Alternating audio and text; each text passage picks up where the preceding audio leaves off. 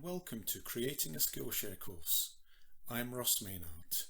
I'm relatively new to Skillshare and I was quite confused when I started looking at how to create a course.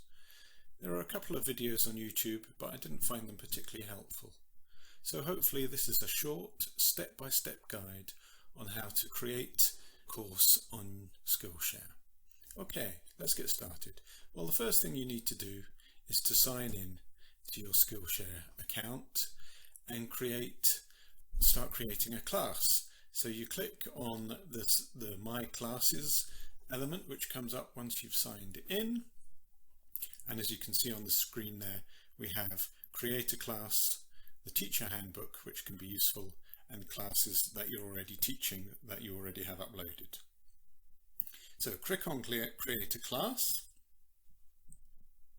And that takes us to another screen which says Teach on Skillshare, and up in the top right hand corner there it says Start a Class.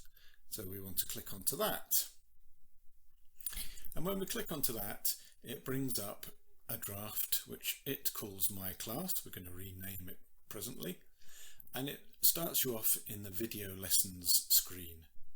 Now I usually like to start in the class info screen. We can see on the left there of the picture we have video lessons and class info, so I'm going to click out of that and into class info. And then in class info we have the class title and we have the class description. Now this is being done in relation to my Innovation Masterclass that I've been creating. So for the class title we have Innovation Masterclass, and then I've pasted in the description which I already wrote in a Word document. Just below that we see class project, and Skillshare likes you to have a short class project for the students, and I usually create this at the end of my project when I know exactly what materials I'm going to be uploading. So I'm going to leave that blank for the moment. Scrolling further down the screen we have a number of categories to select for your class. So you select a category and a subcategory. There we're talking about innovation, so I've selected business and leadership as my subcategory. The class type is premium. You can also list a free class, which is what this one will be. And the level you choose between beginner, intermediate and advanced. And then at the bottom there, class skills, you put in some keywords and select from the list. I've selected 4 there. Be sure to save what you've done, save draft at the top of the screen every time that you change something, just to make sure that everything's saved and up to date. Right. Now once we've put in that basic class information, we go back to video lessons. Now I've already created all the videos for my class, so they're all ready to upload. Before I create a class in Skillshare, I always prepare the materials in advance, all the videos in advance and everything, so that I'm ready to go, and this creating class and uploading is basically the last thing that I do. So I create my videos in PowerPoint, voiceover slides I record my voice in Audacity, and then you can record a PowerPoint video with the voice embedded in it. And then I chop that video into sections like Skillshare prefers, sort of 2 to 5 minutes. So I click upload video here on the screen, and then on the next tab there you can see my list of 8 videos that I have for the Innovation Masterclass. I select all of those all together, it will bulk upload, and then coming on to the next screen we see what we get. We see it uploading the videos. And this can take quite a while, so if you want to have a break for a cup of tea while that's happening, you should go ahead and do that. Once the videos are uploaded, it goes through a process of video processing, which takes about half an hour. So again, leave it and go and take the dog out for a short walk around the block. And you can see there in the video processing screen, I have changed the titles of the videos into something that will be more useful for learners and students. I perhaps should have done that before I uploaded the videos, name them something useful, but you can edit the title of the video in this screen. Moving on then, we can see now that the videos have processed, it comes up with an image of each video ready to go. And this is the time that I'm now going to create my class project.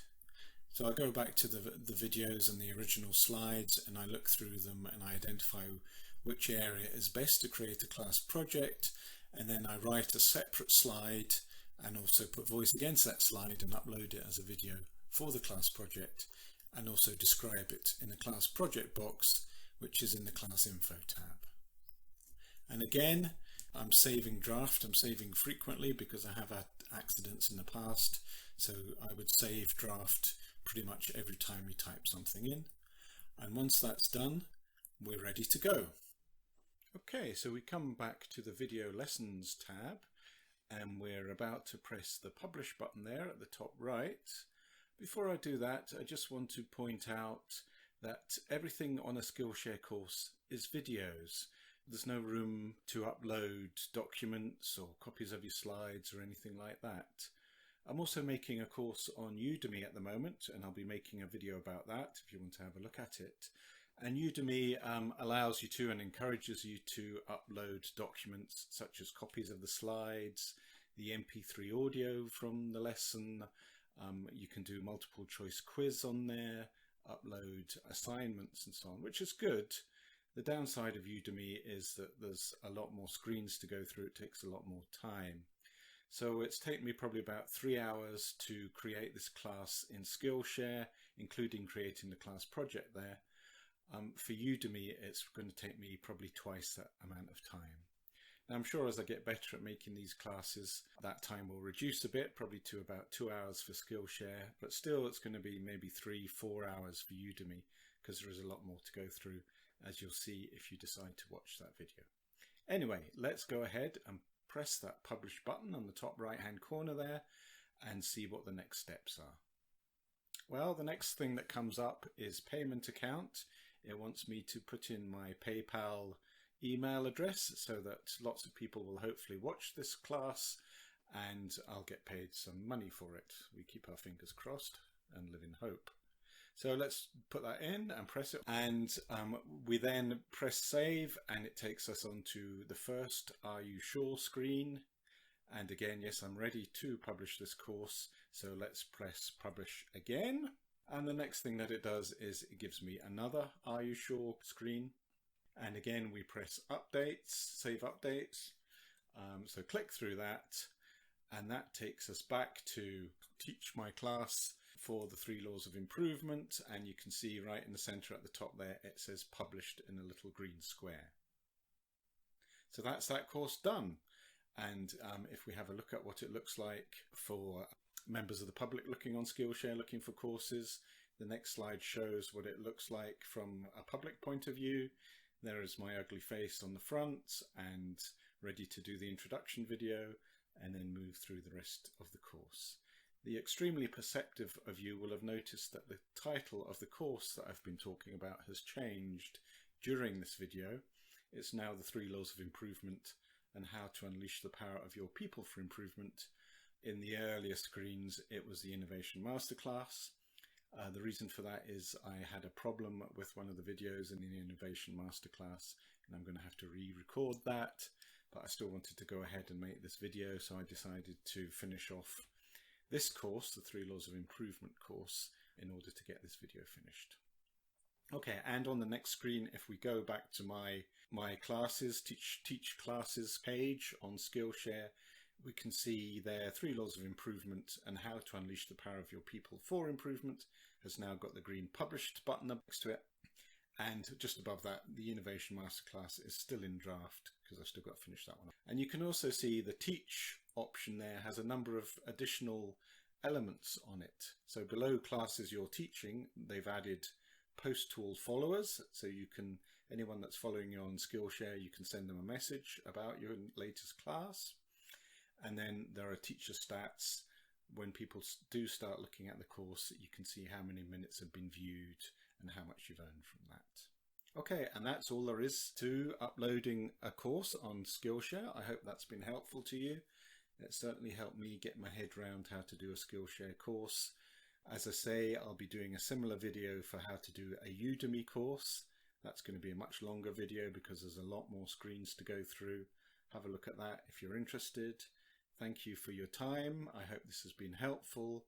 I'm going to have a cup of tea now and edit my audio for this class. Thank you for listening. Goodbye.